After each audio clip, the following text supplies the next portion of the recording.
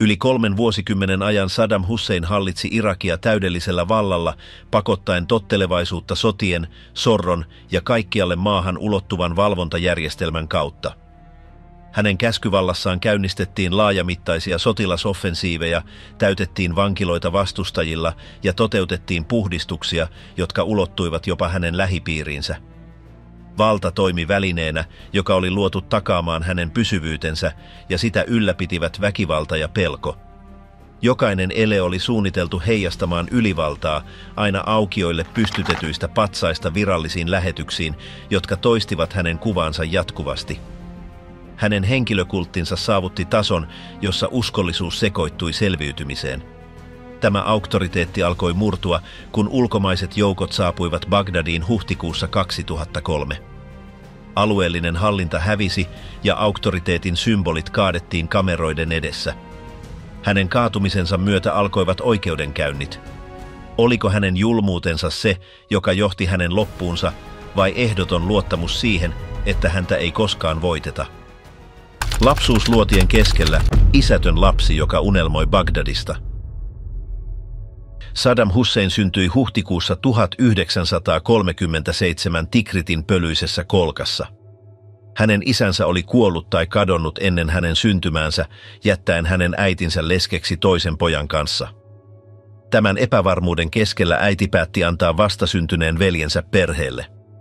Lapsi kasvatettiin eri talossa, hänen setänsä Khairallah Tulfahin hoivissa, joka oli työtön opettaja ja oli erotettu armeijasta osallistuttuaan nationalistiseen kansannousuun.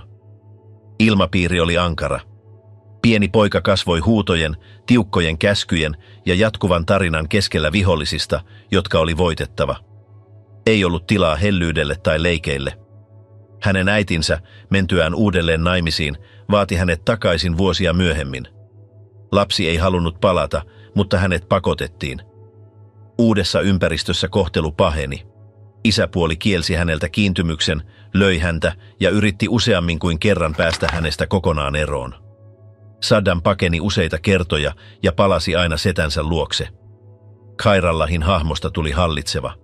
Hänen rinnallaan hän oppi olemaan hiljaa, sietämään ja olemaan itkemättä. 10 vuoden iässä Saddam osasi tuskin lukea. Hänen perheympäristönsä oli köyhä, yhteisö epäili häntä ja opettajat pitivät häntä vihamielisenä poikana. Hänen setänsä oli se, joka vaati hänen lähettämistään opiskelemaan Bagdadiin. Hän sai hänet hyväksytyksi peruskouluun pääkaupungin eteläpuolella. Siirto merkitsi lopullista eroa hänen äitinsä ja isäpuolensa kanssa. Bagdadissa poika asui sukulaisten luona ja osoitti heti ensimmäisestä päivästä lähtien sulkeutuneen ja uhmakkaan asenteen. Hän ei puhunut muiden lasten kanssa. Hänellä oli puukko vyössään, hän nukkui sen kanssa ja uhkasi käyttää sitä, jos joku häiritsi häntä. Opettajat huomasivat hänen torjuntansa kaikkia auktoriteettihahmoja kohtaan. Häntä rangaistiin usein. Saddam ei vastannut, hän vain tarkkaili. Hän oppi liikkumaan näkymättömissä, olemaan hiljaa, kuulemaan kaiken. Kadulla tappeluita oli jatkuvasti. Aina kun joku pilkkasi häntä Tikritistä tulemisesta, hän vastasi nyrkein. Nuori mies kasvoi setänsä Khairallahin suojeluksessa, joka vähitellen palasi julkiseen toimintaansa vuosien sorron jälkeen.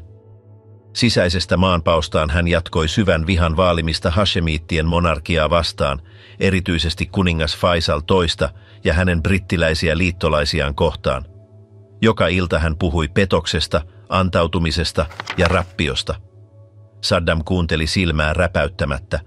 Hän oppi yhdistämään hallitsijoiden kasvot hylkäämiseen, köyhyyteen ja nöyryytykseen, joita hän oli kokenut. Hän ei vielä täysin ymmärtänyt termejä, mutta hän muisti nimet ja päivämäärät. Khairallah puhui intohimolla, näytti sanomalehtileikkeitä, lausui kokonaisia puheita. Saddam tuskin puhui, mutta hänen käytöksensä osoitti, että hän imi jokaisen sanan. Hänen luonteensa muuttui jäykemmäksi. Hän alkoi välttää kaikkea, mikä muistutti heikkoudesta.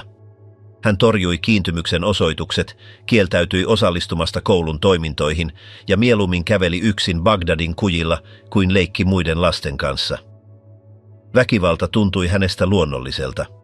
Teini-iässä hän vaihtoi kouluja useita kertoja. Hänen akateeminen taustansa oli huomaamaton. Arvosanat eivät erottuneet, mutta hänen läsnäolonsa huomattiin.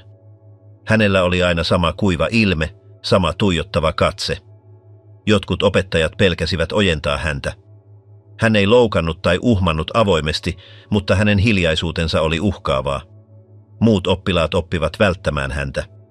Hänellä oli vain yksi läheinen ystävä, myös Tikritistä kotoisin oleva nuori mies. Hänen kanssaan hän jakoi lounaita ja satunnaisia keskusteluja. Välitunneilla hän mieluummin istui kaukana. Joskus hän luki nationalistisia pamfletteja. Hänen setänsä antoi hänelle kirjoja, joissa oli alleviivattuja lauseita. Hän puhui hänelle Irakin historiasta, sen vihollisista ja menetetystä suuruudesta. Saddam teki muistiinpanoja. Hän ei koskaan kyseenalaistanut mitään. Näinä vuosina Irak eli jatkuvassa jännityksessä. Monarkia piti valtaa ulkomaiden tuella, mutta vastustajien äänet lisääntyivät. Bagdadissa huhut salaliitoista ja kapinoista olivat yleisiä. Kairalla liikutti kontakteja, lähetti viestejä, kirjoitti julistuksia. Saddam tarkkaili jokaista liikettä. Hän ei vielä osallistunut, mutta pysyi lähellä. Jokainen vierailu Tikritissä muistutti häntä siitä, minkä hän oli jättänyt taakseen. Hylkäämisen leimaaman lapsuuden, hajonneen perheen, etäisen äitihahmon ja ympäristön, joka vastasi vain lyönneillä. Hänen ainoa vakaa rakenteensa oli setänsä puhe, jota toistettiin joka päivä entistä intensiivisemmin. Tässä suljetussa ideologisessa universumissa Saddam löysi paikan kuulumisen tunteen. Hän päätti lukion vaivalla, erottumatta tiedoilla tai taidoilla, vaikka hänen opettajansa tunnustivat, että hän oli kurinalainen, määrätietoinen ja aina noudatti määräaikoja. Hän ei koskaan ollut poissa tunneilta tai jättänyt työtä myöhässä, ja jotkut kuvailivat häntä aikuiseksi, joka oli jäänyt nuoren miehen kehoon. Lukiovaiheensa loppupuolella hän alkoi kiinnostua historiankirjoista ja sotilashahmojen elämäkerroista. Hän kysyi sotaretkistä, etsi vanhoja karttoja ja kopioi kokonaisia puheita ilman, että kukaan tiesi, ymmärsikö hän kaiken lukemansa, vaikka hänen muistinsa oli tarkka. Hänellä oli kokonaisia lauseita arkistoituna ja hän lausui niitä odottamattomina hetkinä, imitoiden jopa ihailemiensa henkilöiden eleitä ja sävyä. Hän ei yrittänyt näyttää yhdeltä opiskelijalta muiden joukossa, vaan pyrki projisoimaan itsensä johtajana. Hänen pääsynsä lukioon ei ollut helppoa, hänellä ei ollut erinomaisia arvosanoja tai virallista tukea, mutta hänen setänsä vaati, kunnes onnistui saamaan hänet sisään.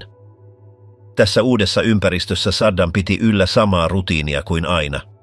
Hän puhui vähän, noudatti tiukasti sääntöjä ja pysyi erillään, vaikka ensimmäistä kertaa hän alkoi tehdä päätöksiä omasta aloitteestaan. Hän torjui sääntöjä, joita hän ei ymmärtänyt, ja uhmasi opettajia, ei akateemisen kiinnostuksen vuoksi, vaan impulssista. Hän ei halunnut oppia, vaan asettaa läsnäolonsa. Kotona hän eristäytyi tunneiksi, kopioiden nationalistisia puheita, joita hän sitten lausui yksin peilin edessä, Kairallahin tarkkaavaisen katseen alla, joka tarkkaili häntä ylpeydellä ja kasvavalla varovaisuudella. Hän tiesi, että hänen veljenpoikansa ei ollut kuten muut. Hän ei etsinyt kiintymystä, ei muodostanut siteitä eikä näyttänyt minkäänlaista epäilyä. Varhain hän alkoi tuntea vetoa aseellisen taistelun tarinoihin. Hän etsi tietoa paikallisista hahmoista, jotka olivat vastustaneet brittejä, leikkasi artikkeleita salaisista liikkeistä ja oppi ulkoa toistuvimpia iskulauseita. Hänen maailmankuvansa oli jäykkä, oli vain liittolaisia tai pettureita. Monarkia symboloi korruptiota, sen viholliset olivat marttyyrejä. Vaikka hänellä ei vielä ollut omaa roolia tässä narratiivissa, hän jo harjoitteli olemaan osa sitä. Jokainen valinta, jokainen lukemansa teksti, jokainen imitoimansa ele oli osa matkaa, jota hän piti väistämättömänä. Hänen henkilökohtainen elämäkertansa ajoi häntä eteenpäin säälimättä. Isän katoaminen, isäpuolen torjunta, ympäristön ankaruus, sedän imeväinen omistautuminen, sosiaalinen halveksunta ja jatkuva väkivalta olivat luoneet tämän polun sallimatta poikkeamia. Saavuttaessaan teini-iän loppuvaiheen hänen hahmonsa alkoi tulla tunnistetuksi Bagdadissa. Jotkut tunnistivat hänet hänen hiljaisesta luonteestaan ja Tikritin alkuperästään, toiset hänen läheisistä suhteistaan nationalistisiin piireihin. Vaikka hän ei osallistunut aktiivisesti, hän osallistui tapaamisiin, kuunteli tarkkaavaisesti puheita ja esitti tarkkoja kysymyksiä. Kukaan ei vielä nähnyt häntä johtajana, mutta kaikki huomasivat hänen joustamattoman kurinalaisuutensa. Hän oli aina läsnä. Hänellä oli sama muistikirja, sama vakava ilme, hän näytti vanhemmalta kuin oli. Hänen setänsä jatkoi polun tasoittamista. Hän esitteli hänelle kontakteja, antoi lukemista, opetti häntä liikkumaan varovasti. Saddam otti jokaisen tehtävän vastaan kuin hiljaisen kokeen. Hän ei jättänyt tilaa improvisoinnille. Hän tarkkaili kaiken, pani ylös, säilytti muistissaan. Valmistuttuaan lukiosta hän ei vielä puhunut vallasta tai konkreettisista tavoitteista. Hän ei maininnut virkoja tai puolueita. Hän vain toisti pakkomielteisiä lauseita petoksista, suuruudesta ja uhrauksista. Hän sanoi haluavansa opiskella lakia, ei akateemisen kutsumuksen vuoksi, vaan koska hän oli kiinnostunut laeista, jotka saattoivat suojata voiman käyttöä. Hänen elämänsä pyöri edelleen samojen elementtien ympärillä. Koristeeton huone, alleviivatut kirjat, tarinat vihollisista, valikoidut sanomalehdet ja satunnaiset vierailut kotikaupunkiinsa. Isätön lapsi oli muuttunut nuoreksi mieheksi, joka luki sotabiografioita etsien vastauksia. Koko tässä prosessissa ei ollut tilaa hellyyden osoituksille, epäilyille tai tauoille, vain kylmä ja laskelmoitu sarja askeleita, jotka johtivat häntä kohti kohtaloa, jota hän ei vielä nimennyt, mutta jota hän jo piti väistämättömänä. Valtataistelu 63. Saddam nousee varjoista.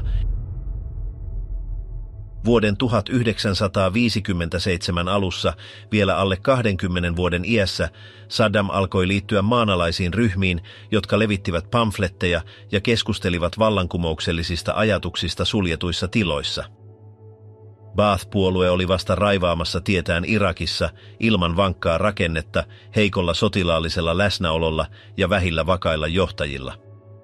Tähän mennessä Qasimin hallinto oli katkaissut siteensä kommunisteihin, mikä antoi baathisteille mahdollisuuden täyttää tämä tyhjiö ja laajentaa verkostojaan kaupunkialueilla.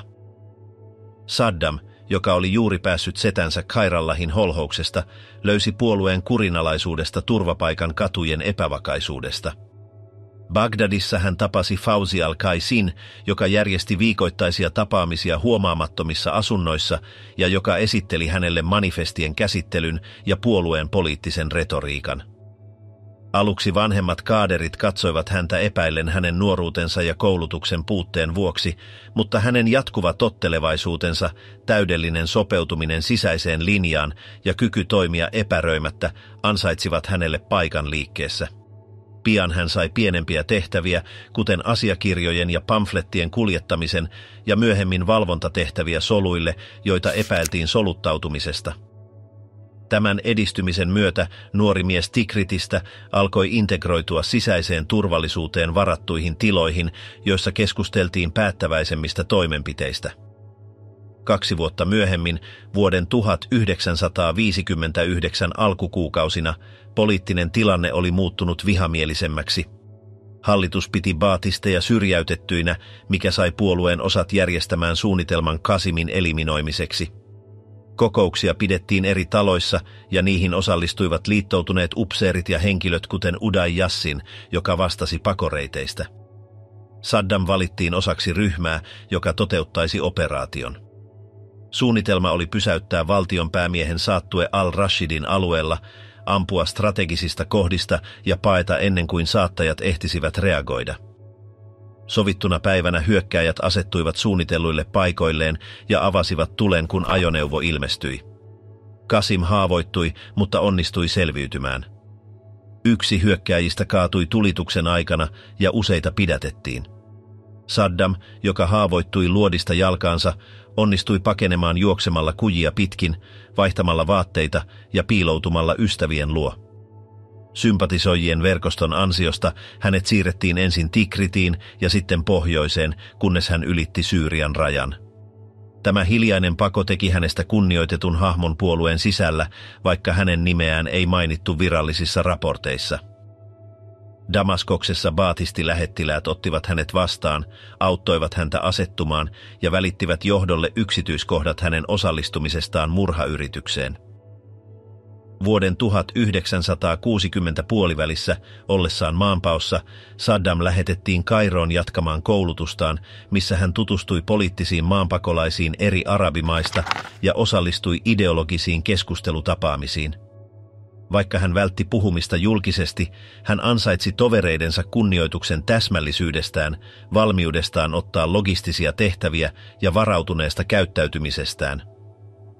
Puolueen kokouksissa Egyptissä hän ei hoitanut merkittäviä virkoja, mutta kaikki tiesivät, että hän oli osallistunut suoraan Qasimin murhayritykseen, mikä antoi hänelle tietyn maineen nuorten piireissä. Tänä aikana hän piti yhteyttä Khairallahiin, joka tiedotti hänelle Irakin sisäisestä tilanteesta ja välitti viestejä puolueen lähipiirin henkilöiltä. Kun hallinto kovensi vainoa, useat maanpaossa olleet aktivistit alkoivat palata Syyriaan, missä Baath oli vahvistunut, vaikka Saddam mieluummin pysyi Egyptissä, kunnes olosuhteet paluulle olivat otolliset. Vuosi 1963 oli ratkaiseva käännekohta, ja helmikuussa useiden sisäisten salaliittojen jälkeen Baath-puolue onnistui kaappaamaan vallan Irakissa armeijan osien tukemalla sotilasvallan kaappauksella. Saddam palasi maahan väärennetyillä asiakirjoilla ja hänet otettiin välittömästi mukaan uuteen turvallisuuslaitteistoon, missä hänen roolinsa, vaikka vielä julkisesti huomaamaton, oli avainasemassa poliittisten vankiloiden uudelleenjärjestelyssä. Hän osallistui kuulusteluihin, laati raportteja epäillyistä ja auttoi valvonta-arkistojen uudelleenjärjestelyssä. Tässä yhteydessä puolue kehitti uusia, aiempaa järjestelmällisempiä sorron tekniikoita, ja Saddam osoitti erityistä taitoa tunnistaa heikkouksia pidätettyjen lausunnoissa. Tämän ajanjakson aikana siteet henkilöihin kuten Hamdaniin ja Al-Aniin vahvistuivat, mikä mahdollisti hänen nopean nousunsa valvontajärjestelmän sisäisessä rakenteessa. Alkuperäisestä menestyksestä huolimatta puolueen tilanne heikkeni nopeasti sotilaallisten ryhmittymien välisten erimielisyyksien, Baath-histi siviilejä kohtaan tunnetun epäluottamuksen ja ministeriöiden hallinnasta käytyjen kiistojen vuoksi, mikä aiheutti kasvavia jännitteitä. Saddam, joka ei hoitanut ministerin virkoja, oli todistamassa näitä kiistoja ja omaksui varovaisen kannan välttäen hätiköityjä liittoutumia. Seuraavien kuukausien aikana kommunistit alkoivat uudelleen järjestäytyä ja nationalistiset ryhmittymät yrittivät saada takaisin vaikutusvaltaansa, kunnes marraskuussa 1963 sotilaat syrjäyttivät Baathin hallituksesta ja palauttivat konservatiivisemman järjestyksen. Saddam pidätettiin ratsioiden aikana ja siirrettiin Bagdadin vankilaan, missä hän pysyi eristyksissä useita viikkoja. Vankeutensa aikana hän joutui kuulusteluihin, jotka eivät tuottaneet merkittäviä tunnustuksia, mutta ne kylläkin muokkasivat hänen luonnettaan. Hän ei saanut vastaanottaa vierailuja ja hänet pidettiin ankarissa olosuhteissa muiden puolueen pidätettyjen rinnalla. Vuonna 1964 hän onnistui pakenemaan vankilasta sympatisoivan vartijan avulla. Operaation järjesti pieni Baathin solu, joka toimi edelleen salaisesti. Päästyään ulos Saddam piiloutui turvataloihin ja otti uudelleen yhteyttä puolueen pääjohtajiin. Juuri silloin hän alkoi laatia sisäisiä asiakirjoja, joissa hän ehdotti parannuksia soluttautumismenetelmiin ja esitti rinnakkaisrakenteita tulevien puhdistusten vastustamiseksi. Samana vuonna hänet otettiin mukaan puolueen aluetoimistoon, vaikka hänen julkinen läsnäolonsa oli edelleen minimaalinen. Sen sijaan, että hän olisi pitänyt puheita tai osallistunut kokouksiin, hän omistautui hallinnollisille tehtäville, organisoi luotettavien jäsenten luetteloita, arvioi uusien värvättyjen uskollisuutta ja laati varasuunnitelmia sortotoimien varalta. Vuoden 1965 tienoilla Baathin salainen koneisto oli vakiintuneempi. Saddam koordinoi eri solujen työtä Bagdadissa ja Tikritissä, valvoen painetun materiaalin lähetyksiä, huomaamattomia kokouksia ja vastavalvontatehtäviä. Hän oli jatkuvasti yhteydessä Khairallahiin, joka tarjosi hänelle poliittista suojaa ja resursseja. Luottamus hänen toimintakykyynsä kasvoi niin paljon, että hänet nimettiin osaksi komiteaa, jonka tehtävänä oli uudelleen järjestää viestintäkanavat Syyrian kanssa. Tässä asemassa hän sai pääsyn luottamuksellisiin tietoihin mahdollisista tulevista liittoutumista armeijan osien kanssa. Tänä aikana hänen vaikutusvaltansa kasvoi hiljaisesti, ilman näkyviä virkoja, mutta hän sai auktoriteettia jokaisessa sisäisessä päätöksessä. Vuoden 1966 alkukuukausina, kun puolue yritti toipua uudesta sortoaallosta, Saddam ehdotti turvallisuusjärjestelmien uudelleenjärjestelyä ja tiukempien seulojen soveltamista uusille jäsenille komiteakokouksissa, jotka pidettiin huomaamattomissa asunnoissa ja joihin osallistui puolueen avainhenkilöitä, jotka näkivät hänessä jonkun, joka oli valmis ottamaan riskejä. Vaikka jotkut pitivät häntä liian tiukkana, hänen kykynsä ylläpitää sisäistä kurinalaisuutta teki hänestä korvaamattoman. Kun valmistelut mahdolliseen paluuseen valtaan tehostuivat, hänen nimensä alkoi esiintyä useammin puolueen sisäisissä raporteissa, vaikka hän ei vielä ollut julkinen kasvo tai kansallinen hahmo.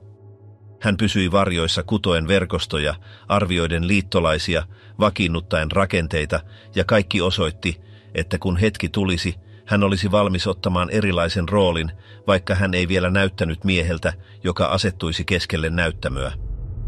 Rautainen presidentti, kuinka hän otti vallan ilman laukausta. Kun Baath-puolueen rakenne palasi valtaan vuonna 1968, Saddam oli strategisella paikalla sisäisessä koneistossa, mutta uuden hallinnon virallinen kasvo oli Ahmed Hassan al-Bakr. Ensimmäisinä vuosina hallituksen julkinen kuva suunniteltiin huolellisesti heijastamaan yhtenäisyyttä ja auktoriteettia, vaikka todellinen päätöksenteko alkoi siirtyä rajoitetumpiin komiteoihin, joissa Saddam asetti erilaisen tahdin. Valvomalla yksityiskohtaisesti turvallisuusjärjestelmää ja valvomalla jatkuvasti puolueen siviili- ja sotilashaaroja, hän rajasi kunkin jäsenen toimivaltaa, vakiinnuttaen vaikutusvaltaansa ilman, että hän vielä oli huipulla. Virallisissa puheissa hänen nimeään tuskin mainittiin, mutta vallankäytävillä hänen läsnäoloaan oli yhä vaikeampi sivuuttaa. Jokaisen uudelleenjärjestelyn ja huomaamattoman erottamisen myötä hänen luottamusverkostonsa laajeni, ei karisman, vaan logiikan kautta, joka asetti etusijalle tottelevaisuuden, tehokkuuden ja täydellisen epäilysten puutteen. Puolueen sisällä huhut suljetuista kokouksista, kaksoistiedostoista ja uusista valvontamekanismeista lisääntyivät. Saddam valvoi henkilökohtaisesti nimityksiä keskeisiin ministeriöihin, kaadereiden vaihtuvuutta välitasoilla ja nopeasti nousevien nuorten kaadereiden ideologista koulutusta. Poliittinen toimisto lakkasi olemasta kollektiivisen harkinnan tila ja muuttui elimeksi, jossa päätökset tulivat valmiina, mukana tiedostoja, raportteja ja perusteluja, joita kukaan ei uskaltanut kyseenalaistaa. Samalla kun al-Bakr oli otsikoissa ja edusti valtiota virallisissa tilaisuuksissa, Saddam artikuloi rinnakkaisen rakenteen vallankumousneuvostosta, josta ajan myötä tuli todellinen vallan ydin. Sieltä hänen allekirjoituksensa oli se, joka määritteli nimitykset, asetukset ja sisäiset uudelleenjärjestelysuunnitelmat. Hän teki sen hiljaisesti, ilman mahtipontisia eleitä, mutta tarkkuudella, joka murskasi vastarinnan ennen kuin se ehti edes syntyä. Vuosien 1973 ja 1976 välillä turvallisuusorganisaatiot kävivät läpi hiljaisen muutoksen. Luotiin uusia osastoja, lisättiin tiedustelupalveluja ja perustettiin tietokantoja, jotka risteilivät tietoja virkamiehistä, sotilaista ja paikallisista johtajista. Saddam oli jokaisen näiden muutosten takana. Yllätyskäynneistä puolueen toimistoihin eri maakunnissa tuli yleinen käytäntö. Hänen ennalta ilmoittamaton läsnäolonsa sai alueelliset sihteerit hämilleen, jotka tiesivät, että virhe, epäröinti tai vastausten laiminlyönti voisi johtaa välittömään erottamiseen. Nämä kierrokset eivät vain vakiinnuttaneet hänen auktoriteettiaan, vaan myös antoivat hänelle mahdollisuuden mitata kurinalaisuuden tasoa koneiston kaikilla tasoilla. Samanaikaisesti hänen hahmonsa alkoi saada näkyvämmän paikan virallisessa lehdistössä. Artikkelit, valokuvat ja reportaasit esittivät hänet vallankumouksellisten arvojen puolustajana, väsymättömänä organisaattorina ja yhtenäisyyden arkkitehtina. Siirtyminen keskipisteeseen ei ollut äkillistä, mutta se oli jatkuvaa. Vuoden 1977 tienoilla merkit siitä, että sisäinen tasapaino oli muuttumassa, olivat jo vaikeasti peiteltävissä. Al-Bakr, vaikka vielä virallisesti johdossa, oli yhä enemmän poissa ratkaisevista kokouksista. Puolueen tiedotteet alkoivat yhä useammin lainata Saddamin lausuntoja ja hänen lähipiirinsä esitteli raportteja kansallisista hankkeista. Neuvoston kokouksissa hän oli se, joka johti pöytiä, jakoi asiakirjoja ja määritteli esityslistan. Muiden puheet olivat lyhyitä, lähes seremoniallisia, kun taas hän puhui tuntikausia, esittäen suuntaviivoja, tarkistaen raportteja ja korjaten virheitä jatkuvalla sävyllä, jota ei tarvinnut korottaa. Hänen menetelmänsä poisti kaiken improvisoinnin mahdollisuuden. Jokaisen puheenvuoron takana oli tietoja, jokainen päätös sisälsi tarkan perustelun ja jokainen toimenpide vastasi aiemmin järjestettyä sarjaa. Vuoden 1979 ensimmäisen puoliskon aikana tahti kiihtyi. Al-Bakrin terveys heikkeni näkyvästi, mikä helpotti Saddamin liikkeitä. Hän ehdotti sarjassa yksityisiä tapaamisia Al-Bakrille tarvetta hallitulle siirtymiselle ilman konflikteja tai sisäisiä jakautumisia, esittäen hänelle asiakirjoja, jotka tukivat suunnitellun seuraannon ajatusta ja jotka olivat puolueen pääelinten allekirjoittamia. Hän vakuutti jatkuvuuden, vakauden ja historiallisen tunnustuksen. Paine oli huomaamaton, mutta luja. Lopulta heinäkuun 4. päivänä 1979 Al-Bakr erosi virallisesti. Vallansiirtotilaisuudessa Saddam esiintyi tyynenä, pitäen puheen, joka ylisti yhtenäisyyttä, uskollisuutta vallankumouksellisille periaatteille ja edeltäjänsä perintöä, mainitsematta konflikteja, tekemättä lupauksia tai korottamatta ääntään. Hänet julistettiin presidentiksi yksimielisesti ympäristössä, joka oli huolellisesti valmisteltu projisoimaan normaaliutta. Vain muutamaa viikkoa myöhemmin tapahtui yksi hänen nousunsa vaikuttavimmista manöövereistä. Heinäkuun 22. päivänä samana vuonna puolue kutsui ylimääräisen kokouksen Bagdadiin ja pääasialliset kansalliset ja alueelliset johtajat kutsuttiin keskuskomennuksen saliin. Kamerat olivat päällä, mikrofonit jaettu, rivistöt järjestetty hierarkian mukaan.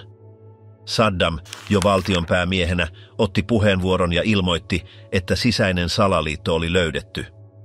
Hän otti esiin luettelon nimistä, joista jotkut olivat olleet vuosikymmeniä puolueessa, toiset vasta nousseet, ja syytti heitä maanpetoksesta, yhteyksistä ulkomaisiin voimiin ja maan vakauden vaarantamisesta. Hänen sävynsä ei ollut ylevä, mutta jokaisella sanalla oli paino, joka lamautti paikalla olijat. Yksitellen syytetyt pakotettiin nousemaan, vartijat saattoivat heidät ulos, ilman sanaakaan, kun taas heidän vieressään istuvat eivät tienneet, taputtaako vai olla hiljaa. Kukaan ei pyytänyt selityksiä, kukaan ei kyseenalaistanut asiakirjoja, kukaan ei nähnyt karkotettuja enää. Tämä tapahtuma oli vedenjakaja. Kuvia levitettiin kansallisessa televisiossa, huolellisesti editoituna, toistettiin päiväkausia. Kohtaus, jossa Saddam nimesi pettureita, vaati ehdotonta uskollisuutta ja katsoi jokaista jäsentä intensiteetillä, jota kukaan ei uskaltanut vastustaa, piirtyi puolueen kollektiiviseen tajuntaan. Siitä lähtien puhdistukset lakkasivat olemasta salaisia ja niistä tuli julkisia tekoja, tallennettuja oppitunteja. Jäsenet tiesivät, että mikä tahansa epäilyksen merkki tai epäselvä ele voitiin tulkita epäuskollisuutena. Kokoukset lakkasivat olemasta keskustelutiloja ja muuttuivat vahvistamisen tilaisuuksiksi, joissa jokaisen puheenvuoron piti vahvistaa jo sanottua. Tässä ilmapiirissä Saddamin hahmo alkoi laajentua virallisten elinten ulkopuolelle. Puolueen komiteat saivat käskyjä sisäisen toiminnan uudelleenjärjestelyyn. Päätöksentekokanavat keskitettiin, menettelyt puhdistettiin ja institutionaalisen viestinnän kriteerejä muutettiin. Viralliset julkaisut alkoivat heijastaa tarkasti hierarkista rakennetta, välttäen kaikenlaista epäselvyyttä viesteissä. Aikakauslehdet asettivat etusijalle vallankumousneuvoston raportit, poliittisen toimiston tiedotteet ja tapaamiset ulkomaisten valtuuskuntien kanssa. Kyse ei ollut kuvakampanjasta, vaan kokonaisvaltaisesta sopeutuksesta, joka vakiinnutti johtavan ytimen ainoaksi operatiiviseksi viitepisteeksi valtion koneiston sisällä. Seuraavien kuukausien aikana valvonta muuttui ankarammaksi. Jokaisella ministeriöllä oli puolueen edustajia, jotka raportoivat suoraan hänen toimistoonsa. Viikoittaiset raportit tehokkuudesta, kurinalaisuudesta ja ideologisesta asenteesta muuttuivat avainasiakirjoiksi. Perustettiin uusia arviointikomiteoita, jotka risteilivät tietoja julkisista lausunnoista, hallinnollisesta käyttäytymisestä ja henkilökohtaisista suhteista. Mikä tahansa epäkohta, kuinka vähäinen tahansa, saattoi käynnistää täydellisen tarkastuksen. Tässä ympäristössä kokoukset alkoivat näyttää teatteriesityksiltä, joissa jokaisen eleen oli oltava linjassa johtajan tahdon kanssa. Saddam osallistui moniin näistä istunnoista henkilökohtaisesti, teki muistiinpanoja, kuunteli keskeyttämättä ja antoi sitten tarkkoja ohjeita, jotka toteutettiin välittömästi. Kukaan ei tiennyt, oliko hänen läsnäolonsa merkki hyväksynnästä vai tutkimuksen esinäytös, ja tämä epäselvyys oli osa menetelmää. Vuoden 1979 lopussa puolue ei enää ollut ideologisten kaadereiden kollektiivi, vaan koneisto, joka oli suunnattu yhteen ainoaan henkilöön. Kurinalaisuus sekoittui tottelevaisuuteen, strategia toteutukseen, aloitteellisuus uskollisuuteen. Saddamin ei tarvinnut hajottaa rakenteita tai määrätä poikkeusasetuksia, riitti, että hän tarkkaili, valitsi, siirsi ja korvasi. Jokainen liike oli laskelmoitu, jokainen ele mitattu, jokainen sana arvioitu ennen lausumista. Näin, ampumatta yhtäkään luotia, julistamatta vallankumousta tai muuttamatta perustuslakia, hän istui absoluuttisen vallan valtaistuimelle. Loppumaton sota, Saddam vastassaan Khomeinin Iran. Bagdadin ylin johto oli viikkoja analysoinut karttoja, lukuja ja asemia. Saddam Hussein, jolla ei enää ollut kilpailijoita huipulla, katsoi hetken tulleen.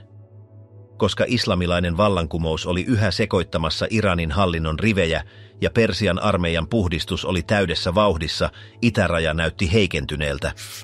Irak päätti silloin aloittaa hyökkäyksen, jota ei esitelty hyökkäyksenä vaan ennaltaehkäisevänä vastauksena. Saddamin tyyliin jo kuuluneet autoritaariset eleet vaihtuivat avoimeen sotastrategiaan.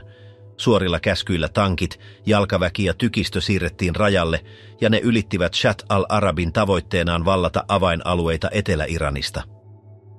Operaatio oli suunniteltu nopeaksi, mutta eteneminen pysähtyi muutamassa viikossa. Maasto oli vihamielistä, ilmasto tukahduttavaa, ja iranilaiset taistelijat alkoivat järjestää suuria vastahyökkäyksiä. Lyhyeksi uskottu kampanja muuttui sotilaalliseksi suoksi, joka pakotti jatkamaan mobilisaatiota vuosia. Samaan aikaan kun propaganda esitti Saddamia vakaana johtajana, rintama hajosi ja puolustuslinjat vaihtoivat omistajaa yhä uudelleen. Irakin rajakaupungit vahvistettiin ja muutettiin vastarintakaivannoiksi. Sotilasjohto, joka oli aloittanut hyökkäyksen luottavaisena, alkoi soveltaa äärimmäisiä toimenpiteitä ylläpitääkseen kuria. Satoja sotilaita teloitettiin vetäytymisestä ilman lupaa. Saddam teki jokaisen päätöksen kylmästi, hyväksymättä sisäistä kritiikkiä. Hän määräsi epätavanomaisten aseiden käytön useissa kohdissa rintamalla, mukaan lukien kemialliset hyökkäykset siviilien asuttamilla maaseutualueilla. Kuvia ei näytetty televisiossa, mutta ne levisivät diplomaattien ja kansainvälisten virastojen keskuudessa. Painostuksesta huolimatta hallinto kielsi järjestelmällisesti kaiken osallisuuden. Konfliktin pitkittyessä Bagdad muotoili narratiivinsa uudelleen. Kyse ei enää ollut rajojen korjaamisesta, vaan puolustautumisesta Shia-hallinnon uskonnollista laajentumista vastaan. Saddam rakensi puheen, jossa hän esitti itsensä maallisen arabimaailman suojelijana Teheranin pappien fanaattisuutta vastaan. Tämä uusi oikeutus ruokki virallisia puheita, joita levitettiin päivittäin radiossa ja painetussa lehdistössä. Hallitsija ei vain vahvistanut imagoaan, vaan myös tiukensi kontrolliaan sisäisiin kaadereihin. Upseerit, jotka osoittivat epäilyjä, syrjäytettiin ja käskyjä ankarasti toteuttaneet komentajat saivat nopeita ylennyksiä. Turvallisuuskoneisto jatkoi toimintaansa, nyt myös keskittyen armeijan moraalin valvontaan. Tuhansia uusia kokemattomia nuoria värvättiin ja peruskoulutus korvattiin nopeutetulla koulutuksella, joka oli suunnattu välittömään taisteluun. Seuraavien vuosien aikana rintama muuttui useita satoja kilometrejä pitkäksi kuoleman linjaksi. Iranin alueen länsiosaa pommitettiin keskeytyksettä ja ajatollah Khomeinin hallinto vastasi ihmisaalloilla, joissa tuhansia teini-ikäisiä lähetettiin etenemään miinakentille. Bagdad lisäsi ammusten tuotantoaan ja vahvisti ilmavoimiaan kiireellisillä hankinnoilla. Sotilasmenot ylittivät budjetin ja turvauduttiin lainoihin ja tilapäisiin liittolaisuuksiin pitääkseen koneiston toiminnassa. Saddam esiintyi usein univormussa, vieraillen sairaaloissa ja kaivannoissa, aina kameroiden ympäröimänä. Hänen sanansa olivat lyhyitä, mutta kuvat puhuivat hänen puolestaan. Valtion televisio levitti jatkuvasti kohtauksia sotilaista, jotka hurrasivat hänen nimeään, samalla kun takarintamalla seremoniaton hautaaminen lisääntyi. Vuoteen 1984 mennessä sotilasjohdon raportit alkoivat paljastaa peruuttamattoman pysähdystilan. Massiivisesta helikopterien ja panssariajoneuvojen käytöstä huolimatta avainasemia ei onnistuttu varmistamaan, iranilaiset vastahyökkäykset tehostuivat ja siviiliväestö alkoi kärsiä entistä kovemmin. Useita rajakyliä tuhottiin täysin ja sisäiset siirtymät saavuttivat ennennäkemättömiä lukuja. Diplomaattiset kanavat aktivoitiin salaa, mutta kumpikaan osapuoli ei näyttänyt olevan valmis perääntymään. Saddam vaati, että voitto oli mahdollinen, vaikka yksityisesti hän analysoi jo tilanteiden hillitsemistä. Seuraavien vuosien aikana pakkohärväys nopeutui ja paikallisten Baath-puolueen hallitsemien miliisien käyttö laajeni, samalla kun koulutusjärjestelmä rakennettiin uudelleen opettaakseen uusille sukupolville eeppisen vastarinnan tarinaa ja tiedotusvälineet jättivät pois viittaukset väsymykseen tai uupumukseen. Vuonna 1986 sisäiset raportit osoittivat huomattavaa kulutusta riveissä, johon liittyi teollisen tuotannon jyrkkä lasku. Ulkoa asetetut rajoitukset alkoivat vaikuttaa olennaisiin resursseihin ja Saddam määräsi suoria toimenpiteitä neutraloidakseen kaikki epävakauden merkit. Valvontaa lisättiin koulutuskeskuksissa ja virkamiehiä, joilla oli epämääräisiä asenteita, syrjäytettiin ilman muodollista prosessia. Keskustoimistosta edistettiin ainutlaatuista narratiivia, jossa sotaraportteja muutettiin ennen niiden julkaisemista, mukana marssimusiikkia ja huolellisesti valittuja lauseita. Johtajuus esitettiin ainoana jatkuvuuden takaajana, mutta virallisesta vaatimuksesta huolimatta armeijan osissa jo tunnustettiin, että konflikti oli pysähtynyt, hyökkäys oli menettänyt suuntansa ja rintama muuttui yhä enemmän liikkumattomaksi linjaksi. Vuoden 1988 ensimmäisinä kuukausina tilanne oli kestämätön. Tappiot lisääntyivät, logistiset varastot vähenivät ja uupumuksen merkit olivat nähtävissä kaikilla tasoilla. Saddam teki päätöksen hyväksyä neuvoteltu ratkaisu ja ilmoitusta ei esitetty vetäytymisenä, vaan taktisena voittona, joka vahvisti maan suvereniteettia. Viralliset tiedotteet puhuivat vastarinnasta, lujuudesta ja yhtenäisyydestä, samalla kun sisäisesti sotilasrakenteita järjestettiin uudelleen vuotojen estämiseksi. Kuolleiden lukuja ei julkaistu, vaikka kansainväliset järjestöt arvioivat satoja tuhansia molemmilta puolilta.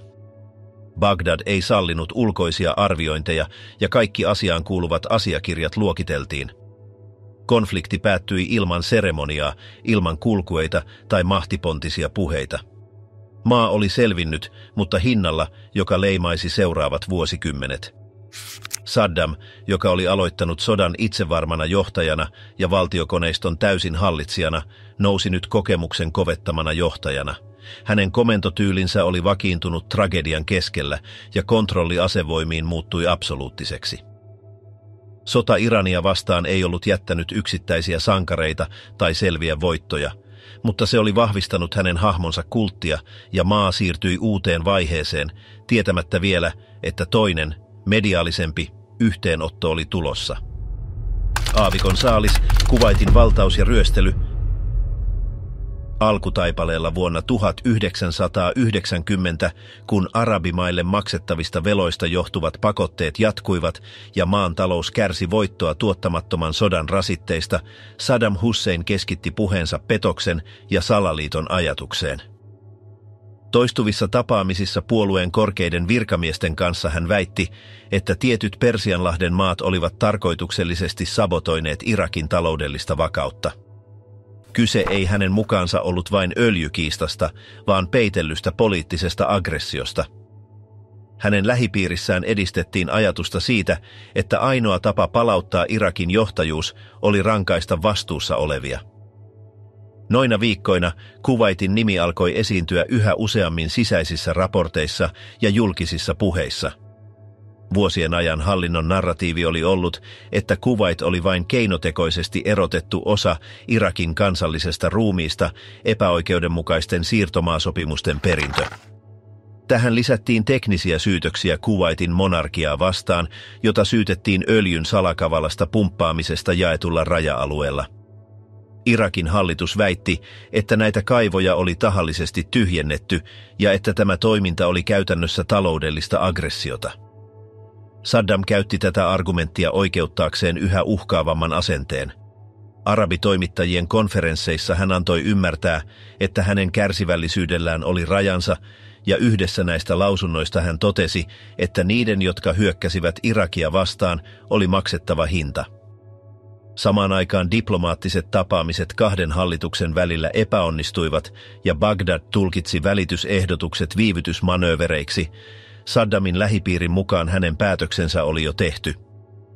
Tasavaltalaiskaarti alkoi siirtyä etelään täydessä hiljaisuudessa.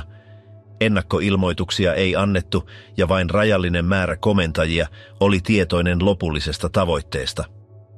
Heinäkuun viimeisinä päivinä, kun neuvottelut Kuwaitin delegaatioiden kanssa olivat vielä käynnissä, tankkisaattueet olivat jo rivissä strategisissa kohdissa pitkin rajaa. Operaatio oli suunniteltu salamannopeaksi ilman, että vihollisjoukoilla olisi reagoimisen varaa. Elokuun 2. päivän aamuyöllä joukot ylittivät maiden välisen rajan ja valtasivat tunneissa pienen emiraatin avainkohdat. Kuwaitin puolustus ei kestänyt hyökkäystä ja kuninkaallinen perhe pakeni Saudi-Arabiaan. Keskipäivällä pääkaupungin kadut olivat Irakin sotilaallisen hallinnan alla ja kuvia sotilaista nostamassa lippuja julkisten rakennusten ylle lähetettiin Irakin valtion kanavilla todisteena välittömästä hallinnasta. Saddam ilmestyi samana päivänä televisioon ilmoittaen, että Kuwait liitettiin Irakiin täydellä hallinnollisella yhtenäisyydellä ja se alistettiin Bagdadin laeille. Vapauttavana esitetty operaatio sisälsi suoran puuttumisen kaikkiin avaininfrastruktuureihin. Hallituksen toimistot, pankit, varastot ja jalostamot otettiin erikoisjoukkojen haltuun, samalla kun propagandakoneisto aktivoitui vahvistaakseen ajatusta siitä, että Irak oli toiminut laillisessa itsepuolustuksessa. Viralliset lausunnot väittivät, että teko oli vastaus vuosikymmeniä kestäneisiin provokaatioihin ja Kuwaitin eliitin harjoittamaan taloudelliseen ryöstelyyn, ja valtion televisio levitti kuvia oletetuista kansalaisista juhlimassa yhtenäistymistä, vaikka ulkopuoliset lähteet epäilivät näiden kohtausten aitoutta. Siitä huolimatta Irakin sisällä narratiivi oli yksimielinen ja miehitys oikeutettiin suvereenisuuden tekona. Ensimmäisestä päivästä lähtien Saddam kieltäytyi harkitsemasta minkäänlaista perääntymistä. Hänen asenteensa koveni nopeasti ja lähimmät ministerit tukivat päätöstä synkronoidulla puheella. Useissa arabifoorumeissa Irak puolusti interventiotaan osana nationalistista ja anti-imperialistista syytä, ja kritiikistä huolimatta Bagdadin hallinto pysyi kannassaan ilman myönnytyksiä. Seuraavina viikkoina alkoi kansainvälisen koalition muodostaminen. Washingtonin johdolla yli 30 maata liittoutui tavoitteenaan vapauttaa Kuwait. Joukkoja lähetettiin Saudi-Arabiaan ja Irakiin asetettiin täydellinen taloussaarto, samalla kun Saddam tiukensi retoriikkaansa. Hän väitti, ettei kyse ollut pelkästä aluekiistasta, vaan konfliktista arabikansojen tahdon ja ulkomaalaisten etujen välillä, ja puheissaan hän vertasi tilannetta entisiin vastarintoihin kolonialismia vastaan, etsien sankarillista rinnakkaisuutta, joka oikeuttaisi hänen läsnäolonsa miehitetyssä emiraatissa. Maan sisällä virallinen puhe korosti, että Irak kesti minkä tahansa paineen. Johtajan tukemiseksi järjestettiin mielenosoituksia ja kansallisen yhtenäisyyden kuvaa vahvistettiin, samalla kun kouluissa opetettiin oppilaita Kuwaitin yhtenäistymisen laillisuudesta. Kaduilla kuitenkin pula alkoi käydä ilmeiseksi, sillä saarron asettamat rajoitukset vaikuttivat perustarvikkeiden saatavuuteen, vaikka sensuuri esti näiden puutteiden näkymisen lehdistössä. Vallitseva narratiivi keskittyi edelleen kansalliseen arvokkuuteen ja tarpeeseen vastustaa kansainvälistä aggressiota. Tänä aikana Saddam piti useita tapaamisia sitoutumattomien maiden edustajien kanssa yrittäen murtaa diplomaattisen saarron. Hän lähetti myös kirjeitä arabijohtajille vetoamalla alueelliseen yhtenäisyyteen, vaikka mikään näistä toimista ei muuttanut koalition asennetta. Saudi-Arabian rajalta ulkomaiset joukot jatkoivat ryhmittymistä, samalla kun Bagdadissa vahvistettiin kontrollia väestöön, opposition pidätyksiä lisättiin ja virallisia puheita kaikkea toisinajattelua vastaan kiristettiin, valtiokoneiston keskittyessä tehdyn päätöksen puolustamiseen. Kuukausien kuluessa jännitteet nousivat huippuunsa. Turvallisuusneuvoston asettamat määräajat täyttyivät ilman tuloksia ja Saddam kieltäytyi perääntymästä. Miehitys jatkui, samalla kun sotilaallisia harjoituksia suoritettiin Irakin läsnäolon vahvistamiseksi vallatulla alueella, ja propaganda korosti, että Kuwaitin kansa oli vapautumassa korruptoituneen monarkian hallinnasta. Jokaiseen kansainväliseen tuomion julistukseen vastattiin syytöksillä tekopyhyydestä ja kaksoisstandardeista. Hänen näkemyksensä mukaan Irakia rangaistiin, koska se oli nostanut äänensä hallitsevia etuja vastaan. Hallinnon logiikka sulkeutui itseensä. Perääntymistä ei harkittu eikä tunnustettu mitään laillisuutta Bagdadin ulkopuolella tehdyille päätöksille. Saddam vahvisti ajatusta siitä, että mikä tahansa myönnytys olisi peruuttamaton nöyryytys, ja niin siirryttiin jännittyneeseen odotusvaiheeseen kaikkien toimijoiden ollessa valmiina. Irakin pääkaupungissa määrättiin siviilipuolustusharjoituksia ja puheita valmisteltiin mahdollista yhteenottoa varten. Johtaja ei osoittanut merkkejä muutoksesta ja hänen lähipiirissään harvat uskalsivat kyseenalaistaa strategiaa. Palatsiin saapuneet raportit olivat optimistisia, vaikka eristyksen merkit olivat ilmeisiä. Saddam Husseinille Kuwaitin hallinta ei ollut vain sotilaallinen toimi, vaan symbolinen vahvistus. Hän esitti itsensä arabien ylpeyden palauttajana ja johtajana, joka oli valmis kohtaamaan minkä tahansa rangaistuksen, jotta ei antautuisi. Tämä asenne leimasi miehityksen viimeisiä hetkiä, miehityksen, joka oli alkanut muutamassa tunnissa ja joka pian kohtaisi radikaalin lopputuloksen. Tulimyrsky, Persianlahden sota ja Bagdadin Tammikuun 17. päivän 1991 aamuyöllä Bagdadin taivas valaistui hehkusta, joka ei tullut auringosta vaan risteilyohjuksista, jotka liukuivat hiljaisuudessa horisontin ylitse ennen iskeytymistään millimetrin tarkkuudella Pentagonin valitsemiin rakennuksiin. Operaatio Desert Storm oli käynnistynyt ilman näkyvää ennakkoilmoitusta Irakin ylimmälle johdolle, joka odotti edelleen myöhäistä maahyökkäystä tai viime hetken neuvotteluja. Sen sijaan käynnistyi järjestelmällinen, laskelmoitu ja tappava ilmakampanja, jonka tavoitteena oli heti alusta alkaen hajottaa komentoverkot, katkaista pääkaupungin sähköt ja lamauttaa hallinnon puolustuskyvyt. Maanalaisista bunkkereistaan Saddam Hussein ja hänen kenraalinsa kuulivat, kuinka räjähdykset kaikuvat ketjussa, jättäen suuria osia Bagdadista ilman sähköä ennen kuin kello oli 3 aamulla. Länsimaisen sotatekniikan käyttö oli ylivoimaista. Vain 48 tunnissa Yhdysvallat ja sen liittolaiset olivat tehneet yli 2000 ilmaiskuja, joita ohjattiin reaaliaikaisella satelliitti- ja elektronisella valvonnalla. Irakin ilmavoimat, jotka olivat tuhottu jo alusta alkaen, onnistuivat tuskin nostamaan pienen osan koneistaan ilmaan ennen kuin kiitotiet olivat käyttökelvottomia. Saddam ei sallinut järjestäytynyttä vetäytymistä eikä ilmavoimayksiköiden siirtoa, mikä johti siihen, että monet tuhoutuivat maassa edes nousematta ilmaan. Samaan aikaan amerikkalaiset tiedusteluryhmät seurasivat jokaista liikettä Irakin sotilaskoneiston sisällä, sieppaamalla viestintää, purkamalla signaaleja ja muokkaamalla tavoitteita vastarinnan mukaan. Teknologinen ylivoima oli niin selvä, että joillakin alueilla Irakin ilmapuolustus ei edes onnistunut havaitsemaan ammuksia ennen kuin ne olivat jo osuneet. Päivien kuluessa hyökkäykset laajenivat jalostamoihin, radioasemiin, strategisiin siltoihin, komentokeskuksiin ja ammusvarastoihin. Ajatuksena ei ollut vain rikkoa Irakin sotilaskoneistoa, vaan myös heikentää sen johtajien moraalia ja eristää Saddam joukoistaan kokonaan.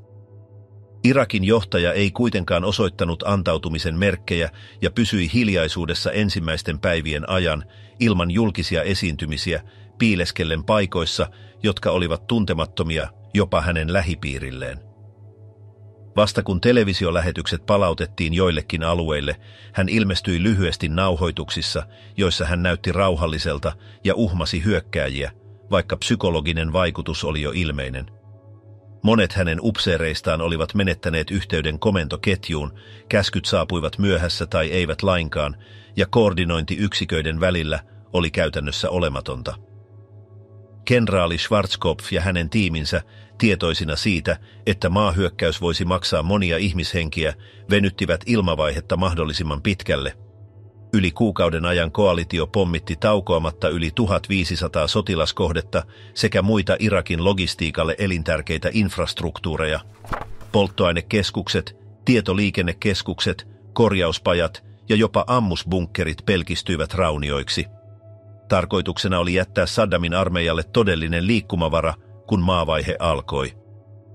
Tämä tuhoamistahti synnytti Bagdadissa sekoituksen paniikkia, irtautumista ja alistumista. Sireenit soivat jatkuvasti, mutta väestö ei enää ollut varma, pitäisikö heidän mennä suojaan vai jatkaa rutiinejaan. Veden toimitus muuttui epäsäännölliseksi, sairaalat alkoivat romahtaa ja markkinat tyhjentyivät. Samaan aikaan Pentagonin analyytikot keskustelivat siitä, oliko Saddamin fyysinen eliminoiminen tarpeen vai riittikö hänen komentokykynsä tuhoaminen. Vastaus ei koskaan ollut yksimielinen, mutta käytännössä häneen ei hyökätty suoraan. Sen sijaan kohteina olivat hänen turvallisuusverkkonsa ja komentokeskukset, jotka takasivat hallinnon jatkuvuuden. Kuwaitiin sijoitetut irakilaiset joukot, jotka olivat erossa takarintamasta, alkoivat kärsiä eristyksen vaikutuksista. Heidän huoltolinjansa oli katkaistu, viestintä häiritty ja keskusjohto ei antanut johdonmukaisia ohjeita, mikä johti siihen, että monet sotilaat karkasivat tai antautuivat ennen maahyökkäyksen alkua. Sisäisessä piirissä hiljaisuus oli yhä raskaampaa. Jotkut upseerit alkoivat osoittaa uupumuksen ja hämmennyksen merkkejä, mutta kukaan ei uskaltanut avoimesti kyseenalaistaa Saddamin päätöksiä. Hänen käsinsä saapuneet raportit oli suodatettu, pienennetty tai ne yksinkertaisesti jättivät huomiotta rintaman todellisen tilan. Hänen strategiansa perustui toiveeseen, että koalitio ei etenisi pommituksia pidemmälle tai että jokin kansainvälinen painostus pysäyttäisi täydellisen invaasion. Kuitenkin kun ensimmäiset maayksiköt ylittivät rajan helmikuussa, virheelle ei enää ollut varaa. Vain 100 tunnissa liittoutuneiden joukot tuhosivat suuren osan Irakin yksiköistä Kuwaitissa, valtasivat alueen takaisin ja pakottivat armeijan rippeet vetäytymään. Kuvat hiiltyneistä saattueista, hylätyistä tankeista ja hämmentyneistä sotilaista levisivät kaikkialle maailman näytöille. Vaikka hallinto pysyi pystyssä, sen olemassaolo ei ollut osa koalition virallisia suunnitelmia. Liittoutuneet joukot vetäytyivät miehittämättä pääkaupunkia tai muuttamatta johtoa, vaikka puolustuskoneisto oli tehty toimintakyvyttömäksi. Väestö oli todistanut suoraan tuhon, samalla kun valtio ei antanut vastausta, ammukset lensivät taivaalla esteettä ja alueen pelätyin armeija voitettiin ilman vastarintaa. Saddamin kuva oli yhä läsnä, mutta hänen voimansa vaikutelma oli kadonnut. Konfliktin vaikutus ei vain tuhonnut näkyviä rakenteita, vaan myös hajotti pääkaupungin jokapäiväisen elämän. Kadut olivat täynnä hyökkäyksen jälkiä, palvelut keskeytyivät ja valtionvirastot lakkasivat toimimasta suurilla alueilla. Muodollisen hallinnon puuttuessa väestö alkoi organisoida itseään improvisoidusti täyttääkseen perustarpeet. Toiminnallinen romahtaminen oli ilmeistä, mutta johto ei muuttunut. Eniten kärsineillä alueilla yleinen tunne oli hylätty ja institutionaalisia vastauksia oli vain vähän. Vallan koneisto oli yhä läsnä, mutta liikkumaton. Sodan psykologista vaikutusta Saddamiin oli vaikea arvioida ulkopuolelta. Jotkut raportit esittivät hänet vainoharhaisempana, toiset määrätietoisempana, mutta totuus on, että viikkoja hän vältteli julkisuutta, rajoittuen lähettämään nauhoitettuja viestejä tai kirjallisia tiedotteita. Hänen lähipiirinsä kutistui entisestään, hänen liikkeistään tuli epäjohdonmukaisia ja hänen kontrollin pakkomielteensä tehostui. Kukaan ei voinut tulla tai mennä ilman suoraa lupaa, ja mikä tahansa petosjuoru riitti laukaisemaan kostotoimia. Kaupunki, joka oli kerran edustanut arabimaailman voimaa, oli nyt pimeä pääkaupunki, jonka rakennuksia oli pommitettu ja väestö murtunut. Se, mikä oli alkanut operaationa Kuwaitin vapauttamiseksi, päättyi Irakin pahimpaan nöyryytykseen sen modernin perustamisen jälkeen avoimeen haavaan, jota edes pakotettu hiljaisuus tai myöhemmät puheet eivät pystyisi sulkemaan. Piiritetty diktaattori, rangaistuksia, nälkää ja sisäistä petosta. Ulkomaisten joukkojen vetäydyttyä Saddam otti ohjat uudelleen käsiinsä ilman, että vallan huipulla olisi tapahtunut muutoksia. Armeija oli menettänyt yhtenäisyytensä, valtiokoneisto toimi hajanaisesti ja pommitusten jäljet olivat yhä näkyvissä pääväylillä. Valtaa tukeva rakenne ei korvattu tai muutettu ja hallinnon päämies ilmestyi takaisin muuttumattomalla asenteella. Siitä hetkestä alkoi kostotoimien vaihe, jossa ei ollut tilaa uudistuksille tai avautumisen eleille. Kaikki sovintoa yritettiin estää alusta alkaen ja vastaus oli välitön, yleistetty sorto itsevahvistuksen menetelmänä. Eteläisissä provinsseissa, joissa shia-väestö oli alkanut nousta kapinaan, armeija vastasi järjestelmällisellä hyökkäyksellä. Kaupungit, jotka osoittivat kapinan merkkejä, piiritettiin ja pommitettiin erottelematta. Basrassa panssarit ampuivat kokonaisia kaupunginosia samalla, kun joukot pidättivät pakenevia. Moskeijat vallattiin, papit pidätettiin ja nuoret, joita pidettiin agitaattoreina, teloitettiin summittaisesti. Ruumishuoneet eivät riittäneet pitämään ruumiita ja paikalliset viranomaiset saivat tarkat ohjeet piilottaa todelliset luvut. Paikoissa kuten Karbala tai Najaf, tuhot koskivat myös pyhiä paikkoja, mutta sekään ei pysäyttänyt Bagdadista lähetettyjä kenraaleja. Sorto jatkui viikkoja, kunnes kapinan pesäkkeet sammuivat kokonaan. Samanaikaisesti yhdistyneiden kansakuntien asettamat pakotteet alkoivat lamauttaa taloutta, ulkomaankauppa estettiin, tuonti rajoitettiin ja rahoitusjärjestelmä eristettiin. Dinaari romahti kuukausissa ja keskimääräinen palkka ei enää kattanut edes pientä osaa peruselintarpeista. Lääkehuolto muuttui epävakaaksi ja apteekit myivät tyhjiä pakkauksia vain ylläpitääkseen kulissia. Sairaudet, joita aiemmin oli helppo hoitaa, alkoivat levitä ja sairaaloissa lääkärit improvisoivat sillä vähällä, mitä oli jäljellä. Bagdadin köyhimmissä kaupunginosissa lapsien aliravitsemus muuttui yleiseksi, mutta mikään kanava ei voinut näyttää sitä. Kärsimyksen kuvat sensuroitiin ja kaikki puuteeseen viittaavat maininnat rangaistiin petoksena. Samaan aikaan kun väestö pystyi juuri selviytymään sillä, mitä heillä oli, hallinto tehosti valvontaansa näkyvin toimenpitein. Valvonta ulottui kaduille, toimistoihin ja koteihin verkoilla, jotka eivät enää etsineet tietoa, vaan aktiivista tottelevaisuutta. Ei riittänyt, ettei puhunut, piti myös osoittaa horjumatonta uskollisuutta. Liikkumista rajoitettiin, puheluita valvottiin ja naapurien väliset tapaamiset vähenivät lyhyiksi vaihtokaupoiksi epäilyksen varjossa. Valtionpäämiehen hahmo hallitsi jokaista institutionaalista elettä, ei vain asetettuna kuvana, vaan pakollisena ytimenä kaikessa, mitä julkisesti sanottiin tai tehtiin. Sanoja toistettiin ilman painotusta, viralliset toimet seurasivat tiukkaa käsikirjoitusta ja pieninkin epäröinti riitti laukaisemaan seurauksia. Tappio ei ollut heikentänyt hallintoa, se oli tehnyt siitä sulkeutuneemman, pakkomielteisemmän ja päättäväisemmän säilyttääkseen sen, mitä se vielä pystyi hallitsemaan. Kansainväliset yritykset lievittää humanitaarista kriisiä epäonnistuivat hallinnon jäykkyyden edessä. Öljyruokaa vastaan ohjelma hyväksyttiin tiukoilla ehdoilla, mutta sen toteuttamista hallittiin keskusvallan toimistoista. Jakelu oli valikoivaa, uskolliset alueet saivat enemmän tarvikkeita, epäilyttävät alueet rangaistiin vähemmillä annoksilla. Osa varoista ohjattiin johdon hallitsemille tileille, öljyä vaihdettiin tavaroihin, mutta myös palveluksiin. Salaiset kauppaverkostot vahvistuivat ja presidentin perheen lähipiiriin kuuluvat välittäjät käyttivät järjestelmää hyväkseen rikastumiseen. Samalla kun jakelupisteiden jonot pitenivät, Saddamin pojat järjestivät yksityisjuhlia laittomasti tuoduilla tuotteilla.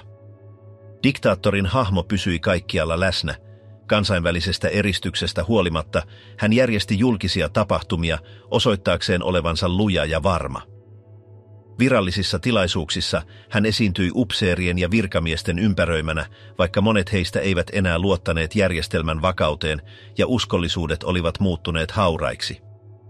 Yksityisesti jotkut sisäpiirin jäsenet alkoivat ilmaista varauksia, mutta näkyviä murtumia ei tapahtunut. Saddam käytti edelleen pelkoa pääasiallisena työkalunaan. Epämääräisistä epäilyistä pidätettyjen korkea-arvoisten virkamiesten määrä lisääntyi. Osa teloitettiin ilman oikeudenkäyntiä, toiset lähetettiin salaisiin vankiloihin ja jopa hänen laajennetun perheensä jäsenet alkoivat pelätä turvallisuutensa puolesta. Yksi tunnetuimmista tapauksista oli Hussein Kamel, presidentin vävy ja merkittävä hahmo sotilasteollisuuskompleksissa. Vuonna 1995 hän pakeni Jordaniaan veljensä kanssa ja molemmat tarjoutuivat yhteistyöhön kansainvälisten organisaatioiden kanssa paljastaen yksityiskohtia piilotetusta aseohjelmasta.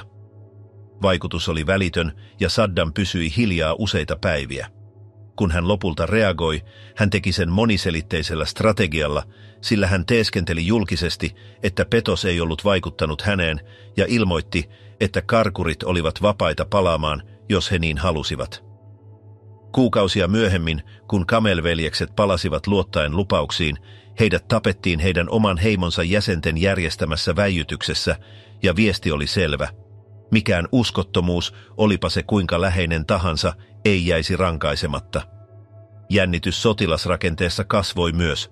Jotkut 92. luvun avainkenraaleista syrjäytettiin tai alennettiin, ja luottamus ei enää perustunut ansioihin, vaan tottelevaisuuteen. Edistettiin nuoria hahmoja, joista monilla ei ollut todellista kokemusta, mutta joilla oli perhe- tai henkilökohtaisia siteitä tiedustelupalvelujen johtajiin. Strategiset päätökset tehtiin poliittisen valvonnan eikä tehokkuuden perusteella. Puolustusministeriö alistettiin turvallisuusorganisaatioille, komentoketjut hajoivat ja parhaiten koulutetut yksiköt sijoitettiin lähelle Bagdadia, ei suojaamaan maata, vaan suojelemaan hallintoa. Pohjoisessa tilanne ei ollut vähemmän monimutkainen. Kurdialue oli saavuttanut de facto autonomian sodan jälkeen suojattuna lentokieltoalueella ja keskushallinto ei onnistunut asettamaan valtaansa.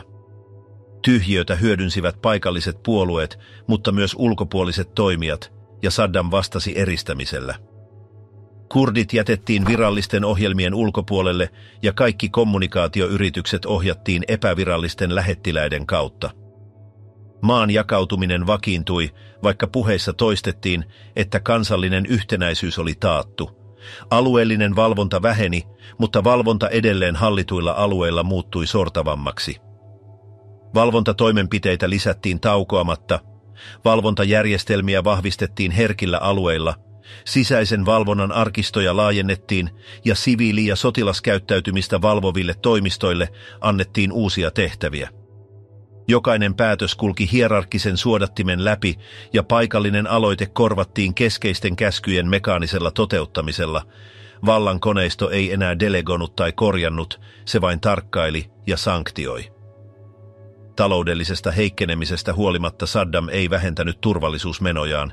Palatsien, turvapaikkojen ja valvontajärjestelmien rakentaminen jatkui. Bagdadissa rakennettiin uusia hallintorakennuksia, joista monet olivat tyhjiä tai joilla ei ollut selvää toimintoa. Aavikolla rakennettiin yksityisiä asuinpaikkoja, jotka olivat poissa vakoojien tai droonien ulottuvilta. Vankilakomplekseja laajennettiin ja uusia kuulustelumenetelmiä suunniteltiin. Jotkut raportit mainitsivat piilokameroiden käytön hallituksen toimistoissa ja upseerien makuusaleissa, vaikka sitä ei koskaan virallisesti vahvistettu. Vainoharhaisuus oli institutionaalista ja kukaan ei tiennyt, kuka valvoi ketä. Järjestelmä ei pysynyt yllä tehokkuudellaan, vaan jatkuvalla pelolla. Diplomaattisella tasolla hallinto yritti murtaa eristyksen diskreeteillä yhteydenotoilla ulkomaisiin hallituksiin ja yrityksiin. Jotkut kaupalliset delegaatiot vierailivat Bagdadissa salaa ja heille tarjottiin tulevia öljysopimuksia vastineeksi tuesta turvallisuusneuvostossa. Pakotteet olivat kuitenkin edelleen voimassa ja ponnistelut eivät onnistuneet muuttamaan kansainvälistä imagoa. Alueellisissa huippukokouksissa Irakin läsnäolo oli symbolista, menneisyyden historialliset liittolaiset pysyivät etäällä ja virallinen narratiivi puhui salaliitoista, tunkeutuneista vihollisista, sisäisistä pettureista ja globaalista petoksesta, mutta mikään siitä ei onnistunut kääntämään kasvavaa eristystä. Bagdad murtuu, lopullinen hyökkäys ja täydellinen tuho. Ensimmäiset panssaroidut kolonnadit ylittivät rajan Kuwaitista pimeässä partioajoneuvojen ja helikoptereiden saattamana. Nämä valaisivat maastoa muutaman minuutin välein. Tankkien nostama pöly vaikeutti näkyvyyttä, mutta eteneminen ei pysähtynyt. Matkalla Bagdadiin amerikkalaiset joukot kohtasivat hajanaisia esteitä, palavia öljykaivoja, improvisoituja puolustusasemia ja epätarkkaa tykistötulta. Alkuperäinen vastarinta oli epätasaista, joskus olematonta, toisinaan kiivasta ja paikallista. Joissakin osissa puolustajat vaikuttivat huonosti koordinoiduilta, ja heidän käskyissään oli ristiriitoja ja komentoketjut olivat katkenneet. Kun yksiköt etenivät, ne läpäisivät välivaiheen kaupunkeja ilman pitkäkestoisia taisteluita. Irakilaiset joukot hajosivat tai vetäytyivät ennen suoraa kontaktia, ja hallinnon puolustusstrategia osoitti näkyviä puutteita. Tasavaltalaiskaarti pysyi avainalueilla, mutta ei onnistunut järjestämään yhtenäistä puolustusta kansalliselle alueelle. Aikaisemmat ilmaiskuja olivat vaurioittaneet kriittisiä infrastruktuureja, mikä vaikutti sotilasjohdon logistiikkaan. Tästä huolimatta Eufratin sisäänkäynneillä oli kitkakohtia, joissa käytiin lyhyitä mutta intensiivisiä yhteenottoja linnoittautuneiden yksiköiden kanssa. Kyseessä ei ollut koordinoitu puolustus, vaan epätoivoisia tekoja hidastaa etenemistä. Bagdadin esikaupunkien siltoja vartioitiin pienin joukkuein. Osa tuhottiin ennen valtausta, toiset jäivät ehjiksi räjäytysvirheiden tai äkillisten antautumisten vuoksi. Kaupunkiin tuloa edelsi tarkkuuspommitus komentokeskuksiin ja viestintäjärjestelmiin. Päivien ajan pääkaupunki tärisi hallittujen räjähdysten kaiuista, yöt valaistuivat ohjattujen ohjusten välähdyksillä ja droonien ääni lentämässä kaupungin yläpuolella muuttui jatkuvaksi. Kaduilla, ilman siviililiikennettä, partioivat huonosti aseistetut miliisit ja järjestys oli hajonnut ilman ennakkovaroitusta. Maahyökkäyksessä Bagdadiin ei ollut tavanomaista taistelua. Tiedusteluyksiköt tunkeutuivat esikaupunkialueille ilman suoraa vastarintaa ja panssaroidut joukot valtasivat avainasemia, kuten teiden risteyksiä, ministeriöiden rakennuksia ja hallinnon asuinkomplekseja. Vallan symbolisimmilla alueilla puolustus oli vähäistä tai olematonta. Järjestelmä romahti sisältäpäin, tarkistuspisteet tyhjentyivät, sotilasunivormuja näkyi hylättyinä jalkakäytävillä ja turvallisuusvirastot ryöstettiin ennen hyökkäystä. Komentoketju haihtui muutamassa tunnissa. Asuinalueilla väestö pysyi liikkumattomana verhojen takana tai vältti ulos katsomista. Kaupunki hajosi vaiheittain ilman merkkejä järjestäytyneestä vastauksesta. Ensimmäiset ryöstöt puhkesivat virkamiesten vetäytymisen jälkeen. Poliisiasemat joutuivat joukon haltuun, ministeriöt paloivat ja sairaalat romahtivat. Joissakin kohdissa naapurit rakensivat improvisoituja esteitä sillä, mitä heillä oli käsillä, ei kohdatakseen ketään, vaan suojellakseen omaa. Kadut olivat täynnä hylättyjä omaisuuksia ja virallisten asiakirjojen hiiltyneitä jäänteitä. Virallisen kanavan signaali katkesi ilman ennakkovaroitusta. Viimeiset lähetetyt kuvat olivat jo nauhoitettuja viestejä, eikä kukaan ilmestynyt ottamaan haltuunsa julkista puhetta. Järjestäytymättömyys levisi kokonaisiin kaupungin osiin ilman, että syntyi rakennetta, joka kykeni hillitsemään sitä. Sähköverkko lakkasi toimimasta ja vain jotkut hotellit, jotka toimivat yksityisten generaattoreiden avulla, tarjosivat suojaa ulkomaalaisille, jotka eivät olleet päässeet lähtemään. Diplomaattiset valtuuskunnat sulkivat nopeasti, samalla kun pankkilaitokset ryöstettiin ryhmien toimesta, jotka etsivät käteistä rahaa. Sisäinen liikenne, viestintä ja kaikki hallinnollinen toiminta halvaantuivat ilman koordinointia. Alle 7 päivässä Bagdad lakkasi toimimasta aktiivisena ja näkyvänä pääkaupunkina. Tämän tyhjiön keskellä alkoi levitä huhuja Saddamin lähdöstä. Jotkut väittivät nähneensä hänet saattuessa matkalla pohjoiseen, toiset puhuivat maanalaisista tunneleista tai helikoptereista, jotka nousivat aamuyöllä, mutta kukaan ei antanut vahvistuksia. Puolueen johto katosi julkisesta tilasta jättämättä näkyviä ohjeita. Presidentin patsaat kaadettiin improvisoiduilla työkaluilla kansainvälisten kanavien tallentaessa tilannetta. Baath-puolueen toimistot ryöstettiin sen omien naapurien toimesta, viralliset valokuvat katosivat seiniltä ja ylipäällikön muotokuva, joka oli ollut vuosikymmeniä jokaisessa kulmassa, muuttui arvottomaksi jätteeksi. Hallituksen komplekseissa käytävät jäivät tyhjiksi. Kellareista löydettiin silputtuja asiakirjoja, vielä palavia arkistoja ja pölyn peittämiä nauhureita. Viralliset asuinpaikat olivat asumattomia. Joistakin löydettiin vielä roikkuvia pukuja, ehjiä astiastoja ja puhelimia, jotka saivat yhä puheluita, joihin kukaan ei vastannut. Uima-altaat olivat täynnä roskaa ja puutarhat kuihtuivat auringon alla ilman puutarhureita tai valvontaa. Vallan koneisto, joka oli toiminut jäykkänä koneistona vuosikymmeniä, hajosi ilman merkkejä järjestäytyneestä sisäisestä vastarinnasta. Kaupungin valvontakoneisto haihtui, siviiliturvallisuusjoukot jättivät paikkansa, aseet hylättiin tai myytiin improvisoiduilla markkinoilla ja joitakin poliisiasemia muutettiin ryöstäjien varastoiksi. Vankilat jäivät ilman vartijoita, vapauttaen satoja tavallisia vankeja. Seuraavina päivinä aseelliset jengit alkoivat partioida kokonaisia alueita, eikä näkyvää auktoriteettia ollut. Väestö järjesti itsensä itsepuolustussoluiksi, asettaen tiesulkuja huonekaluilla, kivikasoilla tai hylätyillä ajoneuvoilla. Perheväkivalta lisääntyi, sairaalat eivät pystyneet käsittelemään kaikkia potilaita ja ambulansseja vaadittiin aseistettujen ryhmien toimesta, jotka asettivat omat sääntönsä. Bagdadin valtaus ei ollut yhteenotto, se oli katoaminen. Hallinnon yksiköt vetäytyivät antamatta selityksiä, rakennukset jäivät tyhjiksi ennen kuin kukaan valtasi ne ja keskustoimistot lakkasivat antamasta käskyjä. Kaupunki ilman puolustusta tai hallintoa alkoi pirstaloitua sisältäpäin. Oppilaitokset suljettiin ilman ennakkovaroitusta, yliopistot jäivät avoimiksi ryöstelylle ja julkiset arkistot katosivat ilman vastarintaa. Museoissa ja kirjastoissa ei ollut enää henkilökuntaa, ja se, mitä ei varastettu, tuhoutui lopulta. Samalla amerikkalaiset joukot asettuivat pääväylille puuttumatta kaaukseen, joka levisi kaupungin osissa, partioivat avainalueita, asettivat tiesulkuja ja seurasivat institutionaalista romahtamista puuttumatta paikallisiin kiistoihin. Pääkaupunki oli edelleen pystyssä, mutta se ei vastannut. Ei ollut virallista ääntä, ei ohjeita, ei merkkiä jatkuvuudesta, kukaan ei järjestänyt mitään. Hallinto hajosi ilmoituksetta ja jäljelle jäi pysähtynyt kaupunki irrotettuna itsestään ja ilman auktoriteettia, joka olisi voinut ottaa vastuun siitä, mitä oli paljastunut. Viimeinen vanki, häkin, sotilaiden ja lopullisen hiljaisuuden välissä. Kuukausien ajan jäljet, jotka johtivat Saddam Husseinin olinpaikkaan, tuntuivat hälvenevän loputtomiin aavikoihin, pelon sinetöimiin kyliin ja käytäviin, joita vain hänen uskollisimmat henkivartijansa tunsivat.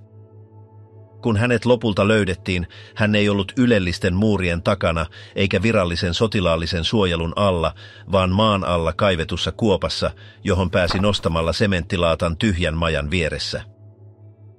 Pääsy tähän piilopaikkaan vaati kumartumista kaapeleiden, pölyn ja täydellisen hiljaisuuden keskellä. Mies, joka oli johtanut maata vuosikymmeniä, vangittiin ilman vastarintaa, hämmentyneenä ja parta peittämässä puolet hänen kasvoistaan. Ei ollut puheita tai uhkauksia, vain samea katse täynnä menneisyyttä. Pidätyksensä jälkeen häntä ei viety tavalliseen vankilaan tai välittömään oikeuskeskukseen. Hänet sijoitettiin erityiseen paikkaan, joka oli valmisteltu yksinomaan hänen eristystään varten. Se oli sotilaallisilla mittareilla tilava selli, jossa oli yksinkertainen patja, metallituoli ja lamppu, joka pysyi päällä päivin ja öin. Seinät, ilman koristeita, eivät tarjonneet mitään häiriötekijöitä. Entinen hallitsija söi yksin valvonnan alla ja pientä ryhmää amerikkalaisia sotilaita kierrätettiin strategisesti estääkseen minkään emotionaalisen siteen tai yhteisen tavan syntymisen. Etäisyys oli käsky, vaikka jatkuva rutiini pikkuhiljaa hioi pois asetetut esteet. Joka aamu hän heräsi varhain, peseytyi ämpärillisellä vettä ja annostellulla saippualla ja käveli ympyrää sallitun tilan sisällä. Joskus hänelle tarjottiin kopio Koranista, toisinaan paperia kirjoittamiseen. Hänen muistiinpanonsa tarkistettiin ennen niiden poistamista, monien kohdalla ei koskaan saatu tietää, lähetettiinkö ne vai arkistoitiinko. Sävy oli aina neutraali, ilman vaatimuksia tai anomuksia, ja valvonta säilyi ehjänä. Kamerat nauhoittivat jokaisen liikkeen, mikrofonit poimivat jokaisen äänen ja kaikki ulkomaailman kanssa tapahtuva yhteydenpito joutui kulkemaan useiden suodattimien läpi. Häntä vuorollaan vartioineet sotilaat olivat nuoria, monet heistä ilman aikaisempaa kokemusta historiallisten tai poliittisten hahmojen kanssa. Kaikki eivät tienneet, miten hänen kanssaan tulisi toimia. Jotkut kohtelivat häntä kuin ketä tahansa pidätettyä, toiset pitivät jännittyneen, mutta kunnioittavan asenteen. Häntä ei koskaan lyöty tai pahoinpidelty, mutta hän ei myöskään saanut etuoikeuksia. Hän oli suoraan vartioitavana oleva vanki, ilman univormuja tai näkyviä tehtäviä, ilman virallista asemaa. Selli pidettiin puhtaana, ilmastointi toimi keskeytyksettä ja ruoka oli yksinkertaista, mutta säännöllistä. Päivisin hiljaisuus oli melkein täydellistä. Hänen ei sallittu olla vuorovaikutuksessa muiden vankien kanssa eikä liikkua vapaasti määrätyn tilansa ulkopuolella. Joskus hän katsoi pienestä ilmanvaihtoraosta, ikään kuin yrittäisi havaita jonkin merkin ulkomaailmasta. Toisinaan hän istui liikkumattomana tunteja, ja tämä hiljaisuus katkesi vain lääkärin kierron tai turvallisuusprotokollien päivitysten yhteydessä. Vangin kehon kieli muuttui ajan myötä. Aluksi hän oli jäykkä ja epäilevä, mutta päivien kuluessa hänen asenteensa muuttui rennommaksi, vaikka hän ei tullutkaan tuttavalliseksi. Paikka, jossa häntä pidettiin, ei ollut tavanomainen vankila. Se oli perustettu sotilastukikohdan sisälle, kaksinkertaisten muurien ja jatkuvien partioiden ympäröimänä. Lupahenkilöstö oli rajattu ja kaikki pääsyt vaativat useita lupia. Jopa hänen minimaaliset tavaransa, vaihtovaatteet, peitto, hammasharja ilman vartta, laskettiin päivittäin. Virheille ei ollut tilaa. Kaikki keskustelut, joita hän kävi sotilaiden kanssa, olivat lyhyitä, hillittyjä ja keskittyivät logistisiin asioihin. Hän kysyi kelloa, pyysi paperia tai kommentoi säätä, mutta ei koskaan maininnut menneisyyttä. Öisin valvonta tehostui, valo pysyi päällä ja generaattorin ääni loi tiheän ilmapiirin. Joskus hän puhui itsekseen hiljaisella äänellä, toistaen arabiankielisiä lauseita, joita ei aina ymmärretty. Toisinaan hän lausui uskonnollisia säkeitä. Hän ei osoittanut ilmeisiä merkkejä tunneperäisestä heikkenemisestä eikä ilmaissut katumusta. Hän vain ylläpiti rutiinia, joka toistui muuttumattomana, nukkui vähän ja söi hitaasti, ja vartijoiden vaihtuminen määritti hänen päiviensä rytmin. Kokeneimmat sotilaat huomasivat, että ympäristöstä huolimatta hän säilytti joitakin henkilökohtaisen arvokkuuden tapoja. Hän kammasi hiuksensa huolellisesti, taittoi vaatteensa tarkasti ja vältti heikkouden näyttämistä. Jopa vartijoidensa jatkuvan katseen alla hän säilytti ryhdikkään asennon ja lujan äänensävyn. Hän ei pyytänyt selityksiä eikä osoittanut ahdistusta, hän näytti ymmärtävän, että hänen elämänsä vaihe oli hänen hallintansa ulkopuolella. Hänen elämänsä oli rajoitettu huoneeseen, aikatauluun ja nuorten ihmisten katseeseen, jotka eivät olleet eläneet hänen valtansa aikaa. Hänen kohtelustaan päätti pieni joukko korkea-arvoisia upseereita. Hänen vangitsemisolosuhteitaan, käyttäytymisraportteja ja turvatoimia tarkistettiin säännöllisesti.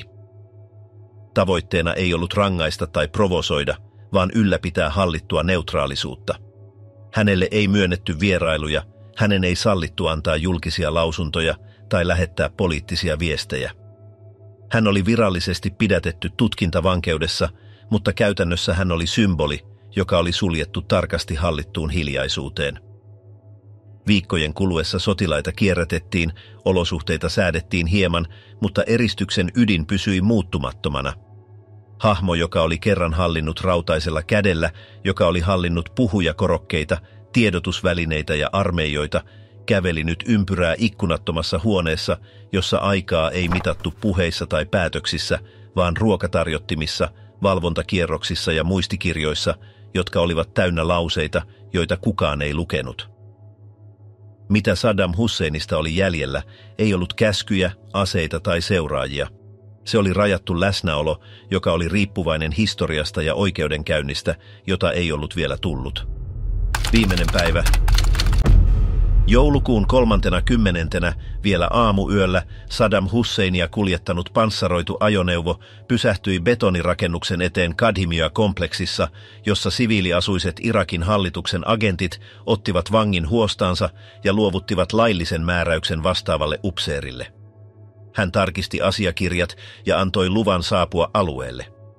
Toisessa huoneessa odottivat nimetyt todistajat, mukaan lukien tuomari, oikeuslääkärit ja oikeusministeriön virkamiehet, jotka olivat valmistautuneet todistamaan prosessin jokaisen vaiheen.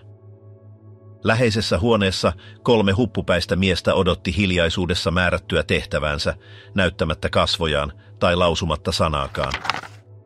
Saddam johdettiin kapeaa käytävää pitkin puualustalle, joka oli asennettu sementtialustalle, jossa oli keskellä suorakulmainen luukku, sivulla metalliset portaat ja vasemmalla kaide, joka tuki mekanismia.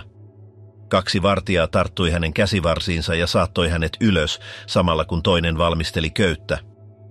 Tuomittu nousi tukevin askelin, ilman vastarintaa ja katse tiukasti eteenpäin. Kun hänet oli asetettu paikalleen, 1 huppupäisistä kiristi silmukan hänen kaulansa ympärille, toinen tarkasti pituuden varmistaakseen välittömän putoamisen ja virkamies luki ääneen teloituspöytäkirjan, jossa oli hänen nimensä ja tuomioistuimen allekirjoittama määräys. Tämän jälkeen lääkäri lähestyi, mittasi pulssin, tarkisti elintoiminnot ja antoi merkin jatkaa. Läsnäolijat asettuivat paikoilleen, vastuuhenkilö käänsi teräsvipua, luukku aukesi ja ruumis putosi äkisti, köysi kiristyi välittömästi eikä liikkunut enää. Lääkäri laskeutui apuportaita, tarkkaili kasvoja, suoritti kliiniset kokeet ja vahvisti elintoimintojen täydellisen puuttumisen. Tämän vahvistuksen jälkeen ryhmä purki köyden, asetti ruumiin metallipaarille ja peitti sen valkoisella kankaalla, siirtäen sen samaa käytävää pitkin huoneeseen, joka oli tarkoitettu kuoleman jälkeiselle tarkastukselle, missä oikeuslääkärit ottivat näytteitä, rekisteröivät viralliset valokuvat, laativat kuolinsyyn teknisillä termeillä ja merkitsivät tarkasti kuolinhetken, sulkien pöytäkirjan kunkin vastuullisen henkilön pakollisilla allekirjoituksilla. Ulkona saattue odotti ohjeita. 2 ajoneuvoa lähestyi sisäänkäyntiä ja ruumis lastattiin viipymättä toiseen niistä, samalla kun ministeriön virkamies kuljetti asiakirjoja takapenkillä. Saattue eteni keskeytyksettä, ohittaen useita tarkastuspisteitä, jotka tarkistivat henkilöllisyyden ja reitin, kunnes se saapui ennalta sovittuun paikkaan, missä heimoedustajat vastaanottivat ruumiin tiukassa valvonnassa, allekirjoittivat virallisen kuitin ja hyväksyivät asetetut ehdot. Hautauksen tuli olla välitön ja harkittu, ilman seremoniaa. Eristettyyn paikkaan kaivettiin hauta valvonnan alla, arkku laskettiin alas ilman näkyvää merkkiä, ja vain pieni todistajajoukko todisti sulkemisen, ilman puheita, lehdistöä tai ulkopuolista pääsyä. Samanaikaisesti hallituksen toimistoissa laadittiin raportti toimenpiteen kronologisista yksityiskohdista luovutuksesta hautaukseen, joka arkistoitiin luottamuksellisesti sisäministeriöön. Teloituksessa käytetty rakenne purettiin, osat siirrettiin tunnistamattomaan varastoon, huone suljettiin ja seuraavana päivänä jäljet peitettiin tuoreella sementillä ja maalilla, jolloin tila sinetöitiin ja virallisella määräyksellä kiellettiin pääsy sinne. Samana päivänä paikalliset tiedotusvälineet levittivät virallisen vahvistuksen lyhyessä tiedotteessa, samalla kun luvattomasti heikkolaatuisia vuotaneita kuvia kiersi. Ulkomailla reaktiot olivat rajallisia, lyhyitä diplomaattisia lausuntoja ilman kunnianosoituksia tai laajoja julistuksia. Irakin sisällä joissakin kaupungeissa oli spontaaneja juhlia, toisissa vallitsi hiljaisuus, ja alueilla, joilla oli jäännössympatioita vanhaa hallintoa kohtaan, turvallisuutta tehostettiin levottomuuksien pelossa. Kansalliset tiedotusvälineet saivat ohjeet muuttaa ohjelmistoa seuraavasta päivästä alkaen, koulut ja julkiset toimistot jatkoivat rutiinejaan ja viranomaiset eivät antaneet uusia lausuntoja. Sisäisissä arkistoissa kansio, jossa oli täydellinen asiakirjapaketti, sinetöitiin päivämäärällä ja luottamuksellisella koodilla, rajoitetussa säilössä ja ilman mahdollisuutta ulkoiseen tarkasteluun. Tallenteet jäivät kansallisen tiedustelun valvontaan, käytetty köysi tuhottiin ja luukku sinetöitiin lopullisesti. Paikka, jossa se tapahtui, maalattiin ja suljettiin ilman laattaa tai merkkiä, joka muistuttaisi siitä. Viikkojen kuluessa levisi ristiriitaisia versioita, mutta hallitus vältti vastaamista, ja kun kansainvälisillä foorumeilla kysyttiin, tiedottajat toistivat saman kaavan. Menettely suoritettiin laillisen kehyksen puitteissa ja on suljettu. Saddam Husseinin teloitus merkitsi sen väkivallan syklin päättymistä, joka oli muokannut Irakia vuosikymmeniä. Se esitettiin oikeudenmukaisuutena niille, jotka olivat kärsineet hänen käskyistään, mutta todellisuudessa se ei lievittänyt haavoja tai pyyhkinyt pois hänen jälkeensä jättämää tuskan jälkeä. Tuo kuolema, kaukana kauheasta, oli nopea ja hallittu. Tämä vahingon suunnittelu oli tarkoitettu näyttämään voimaa, vaikka verrattuna siihen, mitä hän pakotti tuhansille perheille ja ihmisille, jotka kohtasivat mahdottoman, se oli lyhyt loppu. Se ei tasapainottanut hänen rikostensa suuruutta, eikä palauttanut rauhaa niille, jotka olivat kantaneet terrorin taakkaa. Jopa hänen kaatumisensa jälkeen kärsimys jatkui, ylläpidettynä vuosien sodan, nälän ja sorron vuoksi. Romahtaneen diktaattorin kuva ei riittänyt sulkemaan repeytyneen maan historiaa.